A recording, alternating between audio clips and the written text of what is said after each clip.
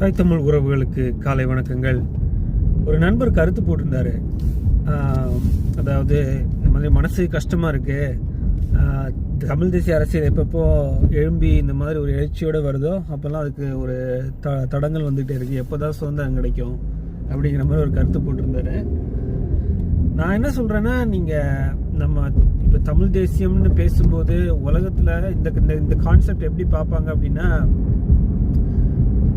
இன்னொரு நாடு இந்த மாதிரி ஒரு ஜனநாயக போராட்டத்துக்குள்ள இன்னொரு நாடு பிறந்துருச்சு, சவுத் ஈஸ்ட் ஏஷியாவில் பிறந்துருச்சு அப்படின்னா அவங்க அதை ஒரு எடுத்துக்காட்டை நினச்சிட்டு நிறைய பொலிட்டிக்கல் அண்ட்ரஸ்ட் உருவாகும் உலகம் முழுக்க அப்படிங்கிறது ஒரு ஜியோ பொலிட்டிக்கல் கிளைமேட்டை டிஸ்டர்ப் பண்ணுறதுக்கு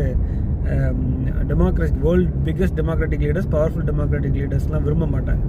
அப்போ அது இலக்காக இருக்கா, அல்லது தமிழருக்கான ஒரு அரசு அமைய வேண்டும், ஒரு அதிகாரம் அமைய வேண்டும், அது தமிழர் நலனை காக்க வேண்டும் அப்படிங்கிற அடிப்படையில் இந்த தமிழ் தேசியம் நகருதாங்கிற ஒரு கருத்தை இந்தியாவின் மத்திய அரசுக்கு, இந்தியாவின் பிக்கஸ்ட் பொலிட்டிக்கல் பவர்களுக்கெல்லாம் இதுதான் எதுன்னு தெளிவுபடுத்தினாதான் அதுக்குண்டான ஒரு பொலிட்டிக்கல் டிசைன் தமிழ்நாட்டில் நடக்கும். அது வரைக்கும் அவங்க இதை ஒரு பிரிவினைவாத சக்தியாக தான் அவங்க பொர்ட்ரே பண்ணுவாங்க. நிறையா விமர்சனங்களும் அந்த மாதிரி தான் எழும். இது என்னோட முதல் பார்வை, ஒரு நெகட்டிவிட்டி. அதே மாதிரி நீங்கள் கருத்துக்களை விதைக்கிறது தான் ஒரு இயக்கத்தோட இருத்தல் எதை பொறுத்து இருக்கும் அப்படின்னா, முதல்ல அதோட ஃபேஸ் போராட்டம்.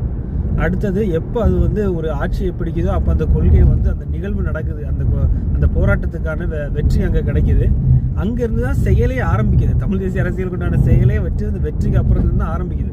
அதுக்கு முன்னால் வரைக்கும் அந்த போராட்ட காலம் தான். அந்த போராட்ட காலத்தில் எத்தனை சிந்தனைகள் இணைந்து போராட போகுதுங்கிறத பொறுத்து தான் இந்த கருத்தியலின் வெற்றிக்கு உண்டான வேகம் எப்படி இருக்குங்கிறத நம்மளால் கணிக்க முடியும், பார்க்க முடியும்.